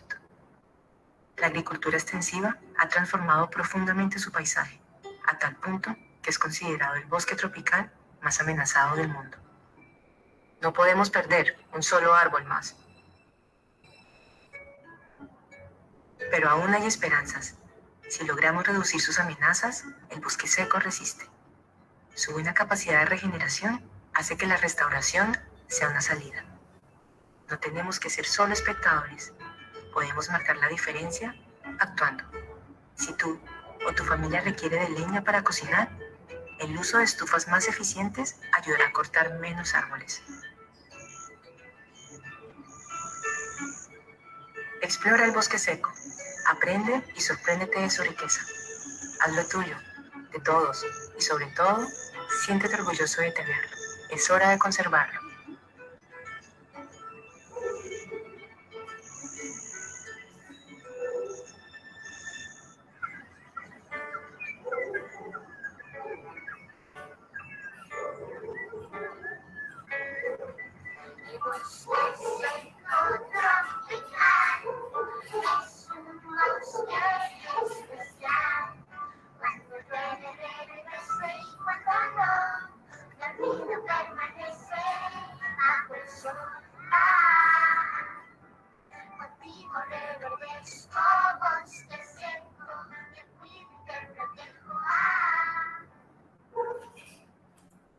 Bueno, entonces este bellísimo video lo pueden encontrar en YouTube. Buscan Bosque Seco Tropical Dry Flor y allí lo encuentran. La musicalización es una letra muy hermosa que realizó Jacana Jacana. Lo pueden buscar también en redes y ellos hacen unas dinámicas bellísimas, unas composiciones hermosas relacionadas con la biodiversidad de Colombia. Entonces nos dimos cuenta que definitivamente estos bosques fueron cuna de muchas civilizaciones No estamos en cualquier ecosistema. Este ecosistema, como todos los otros, son de gran relevancia. Muchas especies de las que se pueden encontrar allí en la Universidad Nacional, pues obedece a las dinámicas de estos bosques. No sé si ustedes han evidenciado de pronto algunos individuos de totumo, que es la especie crecente apogete, o de guayacán. El resbalmono, creo que, bueno, a mí me suministraron un listado muy amablemente. Creo que no vi Bursera cimarúa, pero pues debe haber en los alrededores el resbalamono o esos de alturas más allá. Pero son especies muy interesantes y que tienen un rol sumamente importante en sus ecosistemas. Van a darse cuenta en temporada de sequía como la mayoría pierden sus hojas y cuando caen 2 rocíos de agua, esto cambia la dinámica totalmente, los aromas, los colores. Por eso, por esta razón, se le llama el bosque de los 1000 colores. La dinámica todo el tiempo cambia. Ahorita vamos a ver algunas fotografías de algunos bosques que se encuentran urbanos aquí en la ciudad de Valledupar y nos muestran esa diversidad de especies de plantas. Con relación a mamíferos, también un listado que amablemente nos suministró el profe Gastón con algunos estudios que están realizando allí en la universidad. Tenemos entonces Didelphis marsupiales, conocida comúnmente como la chucha, un marsupial, no es un roedor, es un marsupial, tiene marsupio, así como el canguro, sumamente importante para los ecosistemas y se encuentra mucho en áreas urbanas. Tenemos la tamandúa mexicana, el número 4. Aquí tenemos nuestro hormiguero. No es oso. El único oso suramericano es el oso andino y acá lo tenemos en la serranía del Perijá. Tanto el perezoso como el hormiguero no son osos, no hacen parte del grupo de los osos, se les llama hormigueros o perezosos. También tenemos Cerdocyon-todos, el número 8. Aquí está. El zorro. Tenemos también Leopardus pardalis, también tenemos el ocelote. Tenemos Procyon cancribolus, que está aquí representado con el número 11. Le llaman zorra patona. Está el Conepatus senistratus, que está aquí representado con el número 9, bellísimo, blanco con negro. El zorrillo, zorrino. Es bellísimo. También le llaman en estas zonas mapurito. A veces cuando uno va con campesinos o campesinas en el campo, en el bosque, le van diciendo, uy, por aquí huele a mapurito. Es el mecanismo de defensa de estas especies. Bueno, con relación a las aves, el listado fue enorme. Aquí tenemos algunas. Tenemos el número 91 por aquí, que es Tyrannus melancolicus. Yo sé que muchos lo han escuchado porque aquí en la ciudad canta muchísimo. Aquí está como un arrochero.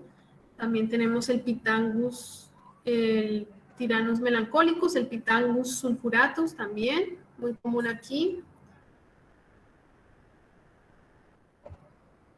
Entre otras especies, una gran diversidad de aves que se encuentran allí con ustedes en la Universidad Nacional. Esta es la imagen que les comenté con relación al bosque de los 1000 colores. Este bosque se encuentra aquí dentro de la ciudad, cerca del río Guatapurí. Nos damos cuenta cómo cambian las dinámicas del bosque. Hay momentos en que solamente se ven marrones, hay momentos en que solamente se ven amarillos y luego se ven frondosos y verdes como los que están ahora, en la época de lluvias. Estas son algunas de las adaptaciones, ¿no? Las espinas hermosas, este tipo de texturas se encuentran en este hermoso bosque. Estas son algunas de las avispas que encontramos en la Universidad Nacional, son fotografías de allí. Nos damos cuenta entonces, con algunos estudios que se han realizado de Durán y colaboradores, eso fue en el año, creo que en el año 2020, nos muestran un estudio sobre avispas asociadas a árboles urbanos. Eso se realizó en Bogotá. Pero definitivamente en conclusión nos evidencia cómo es la importancia del arbolado urbano para las ciudades y para los servicios ecosistémicos que prestan y las especies que se encuentran asociadas. Esta es otra fotografía. Aquí en primer plano pues está el tronco de esta planta, pero más allá se ve esa estructura bellísima de esos insectos y esos artrópodos que obviamente componen de una forma funcional la biodiversidad de todos estos ecosistemas terrestres y obviamente cumplen funciones también muy diferentes unas a otras. Aquí tenemos otra fotografía.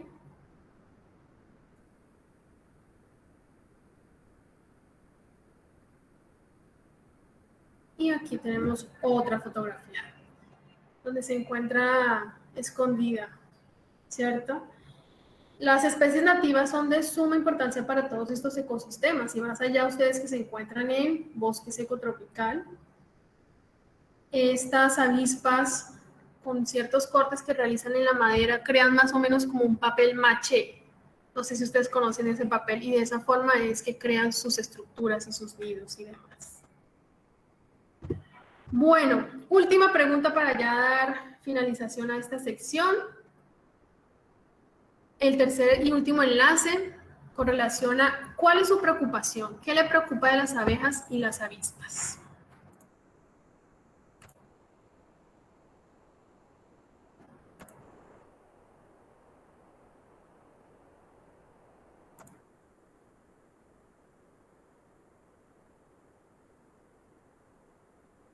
Bueno, aquí estamos viendo ya respuestas. Nos dicen que se extingan, muy bien. Que maten las abejas.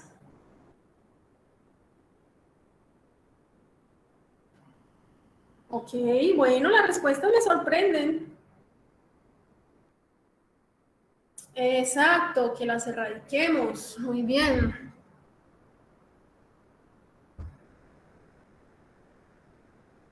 Que maten las abejas.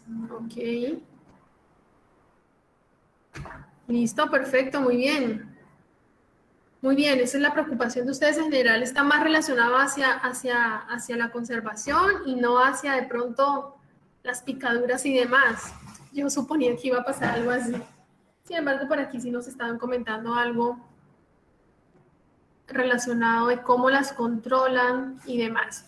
Nosotros tenemos un rol sumamente importante, muchísimas gracias a los que participaron, un rol muy importante con relación a la conservación de estas especies, porque están asociadas a nosotros y a nuestros ecosistemas, ¿cierto? Entonces hay que coexistir, hay que coexistir. La medida no es acabarlas para que no tengamos contacto con ellos, sino coexistir. Yo acá les voy a compartir un corto video relacionado con las picaduras de abejas, como una de las propuestas pues, para el tema relacionado con el campus de la Universidad Nacional. Picadura de abeja. ¿Qué hacer? Las picaduras de abeja pueden producir diferentes reacciones que van desde dolor y molestias temporales hasta una reacción alérgica grave.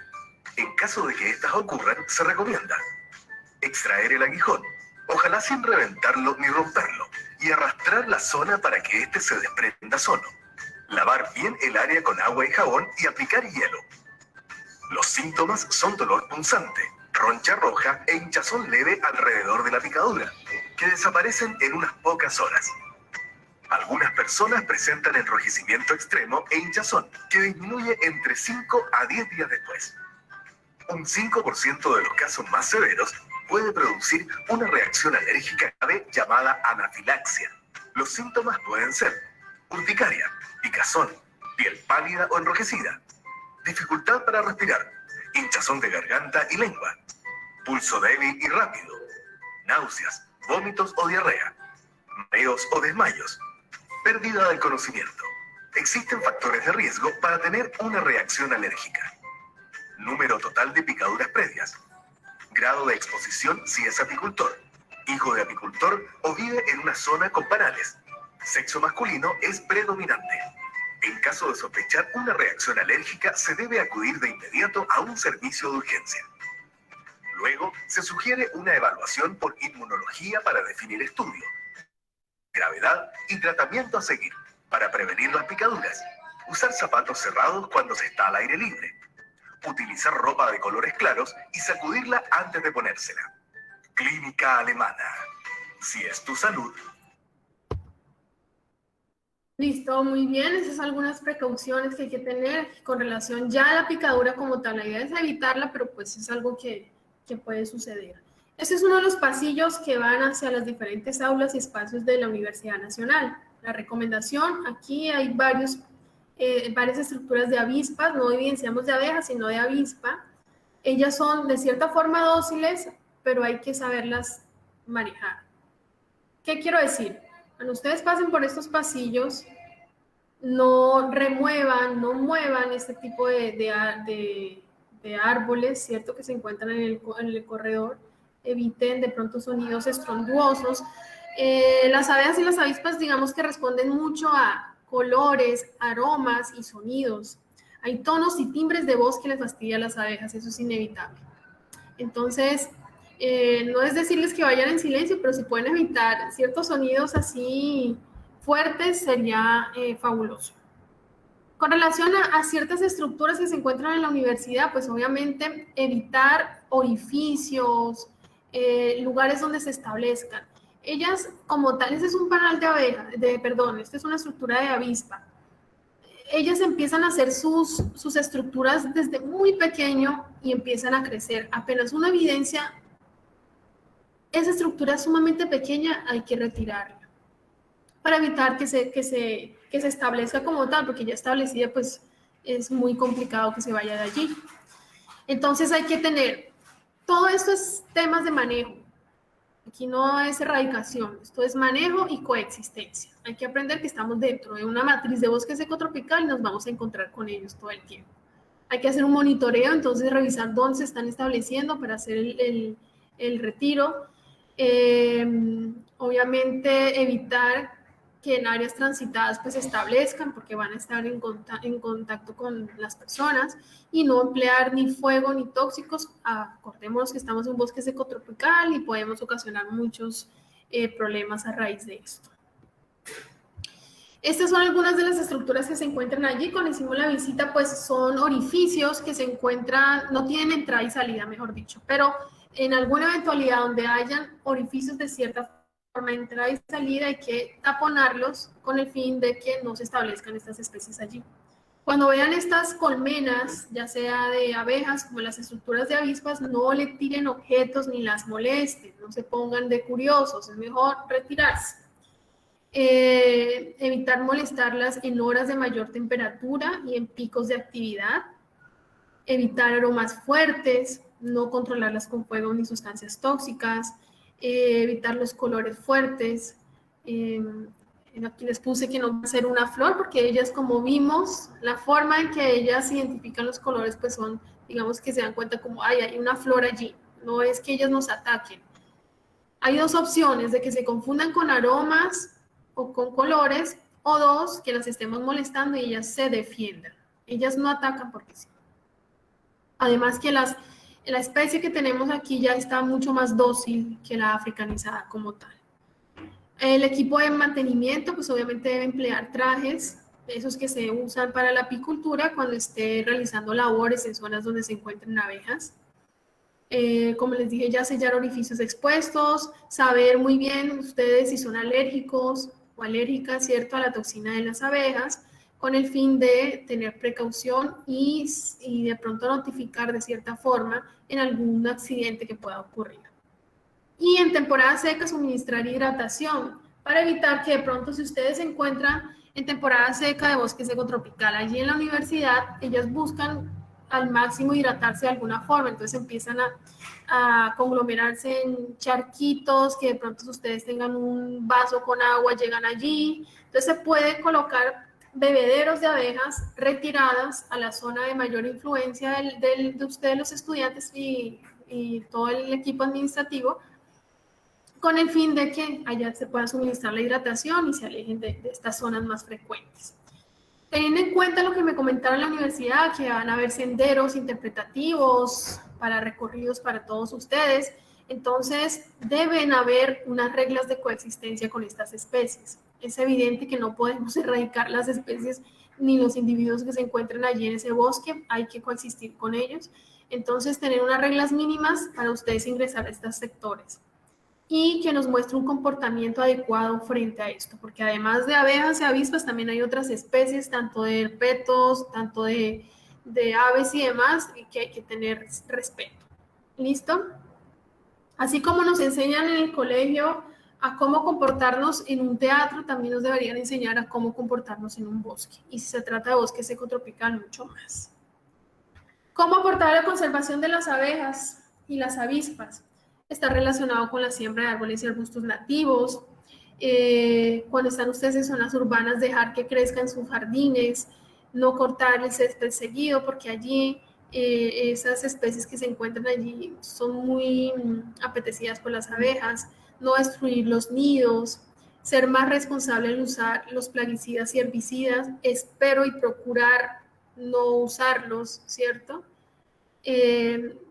Si están en la agricultura, realizar siembras de cultivos diversos de especies que tengan árboles de porte y árboles de especies nativas, investigar sobre estas. Afortunadamente, la sede de la Universidad Nacional La Paz tiene la carrera de biología y sé que mucho conocimiento se va a adquirir a partir de todos ustedes los estudiantes. Investigar pues más sobre esto es importante. Como les dije, el desconocimiento hace parte de la pérdida de biodiversidad. Se pueden también construir nidos artificiales, eso se puede implementar allí en la universidad. Los árboles secos también son refugio para muchas especies, entre ellas las abejas. Y ser muy responsable con ustedes, escojan lo que consuman o promuevan prácticas limpias con el ambiente. Lo más importante es que conozcan más sobre estas abejas nativas, cuál es su importancia y cómo es su comportamiento para saber coexistir con ellas y obviamente multiplicar la información, ¿cierto? Muy, muy importante. Los invito a ver esta serie documental de la BBC, se llama Human Planet, es muy interesante y nos pone en contexto de cómo los ambientes son cambiantes y el ser humano se adapta a ello. Esto es de gran importancia saberlo porque cuando hablamos de conservación y cuando hablamos de abejas tenemos que hablar de interdisciplinariedad, multidisciplinariedad, pluridisciplinariedad y transdisciplinariedad. Tenemos que aprender a cooperar, no a competir entre unos y otros, sino a cooperar. Y es muy importante la interdisciplinariedad porque más disciplinas hacen que hayan procesos de conservación más eficientes. Esto no solamente le compete a los biólogos, no señores. Todo este tema de la biodiversidad nos compete a todas y todos. Comparte esta frase que es como célebre en nuestra organización, más es más. Sabemos que la palabra cooperación viene del latín cooperatio y significa acción y efecto de trabajar juntos. Entonces esa es la invitación que les hago. Nuestras alianzas y nuestras redes pues son súper variadas. La idea es que el mensaje llegue a todo el público, experto y no experto. Y de esta forma ser agentes de cambio en el que, como esta gráfica, y se lo explico con plastilina, al inicio todo el mundo quiere que un país cambie, pero al final solamente quedan 3. La idea es que realmente cada uno de nosotros haga algo para que esto cambie. Y obviamente respetar todo el tema de la diversidad, ¿no? En todos los aspectos de nuestras vidas, personal, profesional, a nivel de conservación de ecosistemas. La pregunta es, ¿qué sería el sancocho si todos fuéramos yuca? Una pregunta muy contextualizada aquí al territorio del Caribe, ¿no? Y finalmente termino con esta frase de Gandhi, en el que dice, sé tú el cambio que quieras ver en el mundo, el cambio empieza con cada uno de nosotros, porque definitivamente, aunque el páramo de Sabana Rubia en el departamento del Cesar es un ecosistema como el páramo de Chingaza en Cundinamarca y Meta, los dos son ecosistemas de páramo, los contextos y las complejidades son totalmente diferentes. Así que esa es la invitación. Muchísimas gracias a la Universidad Nacional por esta invitación. Y bueno, muchísimas gracias por ustedes escucharnos y si tienen alguna pregunta, adelante. Mayra Alejandra, muchísimas gracias a ti por la presentación, muy interesante.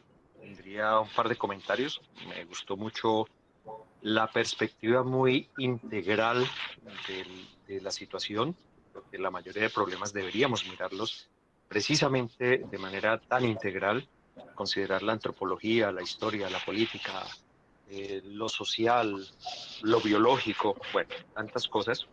Me gusta mucho esa visión integradora.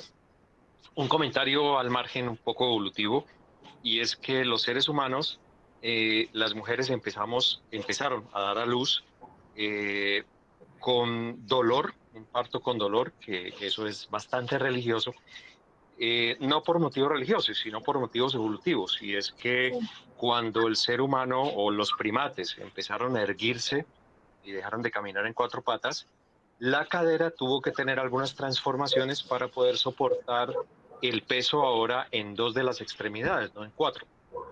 Eso implicó algunos movimientos de la cadera, lo que implicó que el conducto del parto se cerrara un poco y el parto humano fuera un poco más doloroso.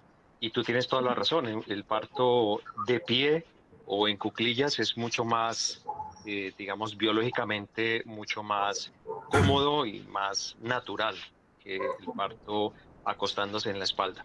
Mayra, yo voy a pasar a comentarte algunos de los a leerte algunos de los comentarios y las primeras preguntas que te envían. Dice Amid Ale, dice, gracias por compartir tus valiosos conocimientos, estimada Mayra. Kennedy Marín dice, mucho para aprender de las abejas y el papel tan importante que desempeñan para la supervivencia humana. Y paso a leerte la primera pregunta. César Baldovino dice, ustedes, me imagino que ustedes Fundación, ustedes Universidad Nacional, ¿qué han hecho por la conservación del bosque seco tropical? Entiendo que tú has respondido parcialmente un poco de los trabajos que se realizaron, pero si pudieras ampliar esta pregunta, pues César, te lo agradecería mucho. César Baldovino. Muchas gracias. Listo, perfecto. Bueno, nosotros, la Fundación Uracu viene desarrollando y adelantando una línea, o bueno, varias líneas. Una es la investigación, otra es el desarrollo de material divulgativo y educación ambiental. Y lo que nosotros hacemos es, por ahora estamos haciendo transformaciones agroecológicas como estrategia de conservación de bosque seco tropical. Nos damos cuenta que alrededor de Valledupar hay una matriz impresionante de diferentes dinámicas de cultivos que se vienen desarrollando de manera convencional, como les estaba comentando. Hay un desarraigo de la tierra, hay un desconocimiento del suelo como un ser vivo. Entonces, iniciamos con estas transformaciones agroecológicas que implican aspectos sociales, económicos, políticos y ambientales. Lo vemos entonces desde cómo diseñamos nuestro cultivo y qué especie decidimos cultivar. Lo vemos también desde el punto de vista de cómo suministrar alimento para la familia antes de alimento para vender, porque nos damos cuenta de algunas dinámicas como que hay campesinos y comunidades originarias aquí en la sierra y en la serranía de Perijá que lo que cultivan lo usan para vender y con el dinero van a la tienda a comprar su mercado. Entonces esto es, digamos, una dinámica que va en contra de cualquier proceso que sea sostenible en el tiempo, ¿cierto? Y está en toda la enseñanza, son procesos, no proyectos, entonces nosotros iniciamos y podemos continuar mucho tiempo haciendo todas esas transformaciones desde la elaboración de insumos con todos los materiales que se encuentran allí en sus tierras, para mantener los cultivos, el conocimiento de semillas nativas que no dependan de casas comerciales para sus semillas. Entonces estamos resaltando todas esas semillas de maíz, de bosque seco tropical. Entonces, bueno, digamos que son dinámicas bien complejas y además estamos realizando material divulgativo de acceso libre que se puede encontrar en nuestra página www.fundacionuracu.org para conocimiento. Hacemos conversatorios, hacemos dinámicas académicas, que, bueno, están, digamos que enfocadas a multiplicar y a dar esa información libre pues a todas y todos aquí en el departamento.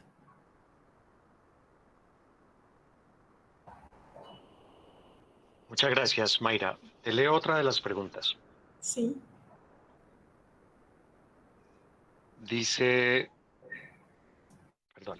Diego Alexander Herrera dice, cerca a mi vivienda se tiene en un poste un panal de abejas muy grande y se ha convertido en un malestar para la comunidad porque no se tiene un manejo adecuado ni de parte de la comunidad ni de las entidades del gobierno y estas abejas han picado a muchas personas. Sabemos que no deben intentar matarse por la importancia de este grupo al ecosistema. ¿Cuál sería la manera más adecuada para tratar este tipo de casos? Bueno, eso se ve mucho aquí en la ciudad. Aparte que hay un cierto desconocimiento de las dinámicas de las abejas, también hay estructuras que se prestan para el establecimiento de estas especies allí, ¿no? Los postes de luz sí que han sido un problema para las abejas, porque ellas ahí encuentran un lugar donde establecerse y está muy relacionado con las viviendas. En muchos casos ni siquiera le hacen nada a las personas, sino que el solo hecho de que esté el panal ahí, pues la gente lo ve como un peligro. Bueno, hay lugares donde definitivamente ya están establecidas las abejas, se puede hacer, digamos, un proceso de atracción para que ellas lleguen a un casa enjambre y poderlas llevar a otro lugar. Eso es un proceso muy largo. Todo esto lo está realizando aquí en la ciudad uno de mis maestros en abejas, que es el señor de las abejas, se llama el señor Guzmán. Ellos lo que hacen es colocar casa enjambres y atraer ciertos individuos para que se establezcan allí. Sin embargo, digamos que esto no siempre es exitoso porque pues las abejas tienen sus dinámicas, pero aparte de eso, sí se les suministra a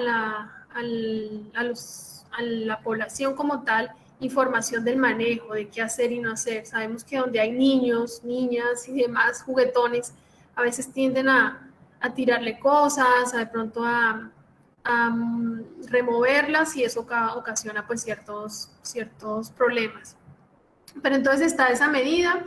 Otra está, ellas, dependiendo de la temporada, a veces hay, digamos, un tema de enjambrazón. Son dinámicas que son temporales, no se mantienen todo el año. Ellas, la gente, como lo dice aquí, comúnmente se alborotan. Hay que dejarlas quietas, no hay que tocarlas, déjenlas allí y ellas después ya se establecen y quedan tranquilas. Lo ideal es evitar el establecimiento de esos nidos. Los orificios y demás que se encuentren allí, pues obviamente son vitales. El señor Guzmán ha hecho, digamos que a nivel, bueno, en diferentes años, desde hace muchísimos años, ha querido hacer esa articulación sobre todo con el grupo de bomberos, porque algunas medidas que se tienen aquí pues no van a fin con la conservación de estas especies tan importantes, sino que van es como al exterminio. Entonces les aplican ciertas sustancias para acabarlas y demás, y no es la idea. Eso es un tema de, digamos, como dice mi abuela, tela por cortar, porque aquí todavía faltan más organizaciones que se especialicen en la captura y de pronto reubicación de estas especies, que no es lo ideal, porque realmente sí podemos coexistir estas especies con nosotros, pero sí, digamos que hace falta. Por ahora es más manejo, diría yo. Vale, muchas gracias. Te leo un par de comentarios más antes de leerte otras preguntas. Dice Adriana Edith Carrión Salamanca, dice, excelente evento, gracias. Gustavo Adolfo Córdoba García dice, mil gracias al Comité Técnico Nacional de la Universidad Nacional y a la Fundación Uracu, muy buena conferencia. Jaime Gavilán Vallejo dice, felicitaciones, un espacio didáctico, formativo y generador de conciencia. Muchas gracias por compartir los conocimientos. Mario Morales, de la sede de La Paz, dice, muchas gracias, Mayra, y a la Fundación Uracu por compartir con nosotros tan excelente presentación y mostrarnos esta visión tan interesante desde la perspectiva de los conflictos ambientales y sociales y el cómo debemos trabajar mancomunadamente por una conservación de las abejas para la conservación de la vida en la Tierra. Felicitaciones. Te leo entonces la siguiente pregunta de Jenny Paola González, quien pregunta, ¿qué especies de plantas recomendarías para ayudar a conservar las abejas? Perfecto. Bueno, depende si se encuentra en zona rural o zona urbana. Voy a contestar para los dos casos. En el caso de las zonas urbanas y aquí en Valledupar, se tiende mucho a pensar que sembrar especies aromáticas las atrae y promueve uno su conservación, y sí es así. Si tienes huertas en tu barrio, o si tienes en tu casa, aquí se acostumbra mucho a tener patios con ciertas especies, usa albahaca, tomillo, el orégano. Hay ciertos aromas que las atraen y les puede ayudar para obtener recursos. Entendamos que las abejas no solamente van a las flores para el polen, ¿cierto? El proceso de polinización, sino que ellos necesitan néctar, ellos necesitan recursos hasta para construir sus nidos, las avispas, por ejemplo. Entonces, fíjate en eso. También, si estás en zona rural, están pues las especies nativas, árboles, arbustos, y también temas relacionados con aromáticas, también con especies del agro, que también cultives, también evitar el uso, que es un uso que aquí ya se ha naturalizado, sobre todo en la ciudad de Valledupar, que es donde yo habito, es el uso del Lorban, el uso de fertilizantes y demás, no son buenas para ellas. Entonces, hay que aprender esas dinámicas relacionadas con otros partícipes de esos ecosistemas, como son las hormigas, ¿cierto? Aquí se emplea mucho ese tipo de tóxicos, como es el Lorban, y no son buenas para las abejas. Entonces, temas de aromáticas, si puedes, plantas con flor. Acá hay una planta que conocen mucho las personas que se llama tuillo, le encantan las angelitas, por ejemplo. Tener lugares de nidificación para las abejas, estoy hablando de las abejas nativas, algunos troncos y demás. Y nosotros más adelante vamos a implementar unas medidas de hogar o hoteles para abejas que se pueden instalar en las casas como medida de conservación de estas especies nativas. Obviamente es para ver y no tocar, y simplemente contemplación y aportar pues en tener lugares donde se establezcan estas abejitas. Como les comenté anteriormente, el tema de la poda también, ¿cierto? ¿Qué más les diría yo? ¿Qué otras especies así? Sí, es que te comenté sobre todo el orégano, aquí se da muchísimo el orégano, les gusta. Y vas a darte cuenta cómo ellas automáticamente van buscando los recursos y te llegan allí. En el caso de las angelitas, ellas son se atraen mucho por este tipo de variedades de aromáticas y especies que puedes cultivar en tu casa. Por eso pregunto si estás de pronto en zona rural o urbana, porque la dinámica pues obviamente es diferente. Muchas gracias por la respuesta, Mayra Alejandra. Tal vez allí tendría por comentar, como biólogo, que hay un proceso, digamos, de coevolución entre abejas y algunas plantas, y uno encuentra que algunas abejas son, por su tamaño, por las adaptaciones que tiene, por la forma, son el único insecto, el único artrópodo que podría ingresar hasta el fondo de la flor, dado que algunas flores tienen casi que una especie de túnel para acceder al polen, y esto seguramente implicará también tener en consideración algo similar a la hora de tener algunas plantas. Yo creo que nos estamos quedando un poco cortos de tiempo. Si tú me permites, lanzo las últimas dos preguntas y ¿Listo? quedas tú para cerrar esta charla tuya, y finalmente cierro con la invitación a nuestra próxima charla, María Alejandra. ¿Listo? Las dos preguntas son estas. Jenny Paola González pregunta: ¿cómo se pueden construir estos nidos artificiales para ayudar a la conservación de las abejas? Y Luis Fernando Cruz Murcia pregunta: ¿cómo se traslada una pequeña colmena? Bueno, con relación a la primera pregunta, se pueden usar materiales caseros. Si tienes troncos, les puedes realizar algunas aberturas y ya se van a ir estableciendo allí. O puedes buscar información en línea, buscando, digamos, hoteles para abejas, y ya hay estructuras mucho más elaboradas, hermosas, que te sirve para, digamos, adornar tu jardín, pero también estás apoyándolas a ellas. Ellos lo que necesitan son, dependiendo de las especies, ¿cierto? Porque ya les mostré que son 20.000 en el mundo, y aquí en Colombia pues tenemos más de 600.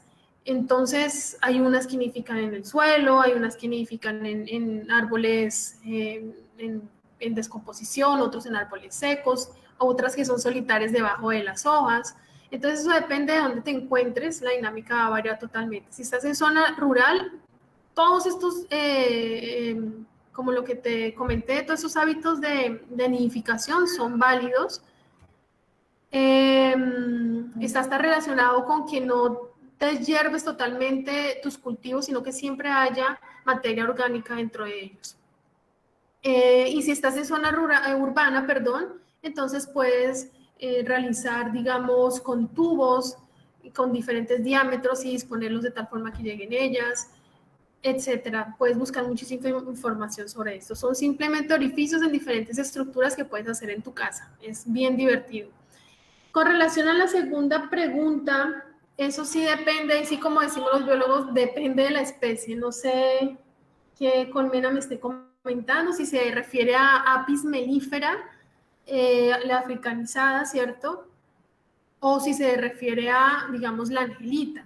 La angelita es más dócil, más fácil de manejar, y uno lo que hace es, si quieres en campo, digamos, capturar un enjambre, puedes colocar trampas donde ellas se establecen y después tú las haces el trasiego o el desplazamiento ya a una caja diseñada para su establecimiento como tal. Eso es una opción.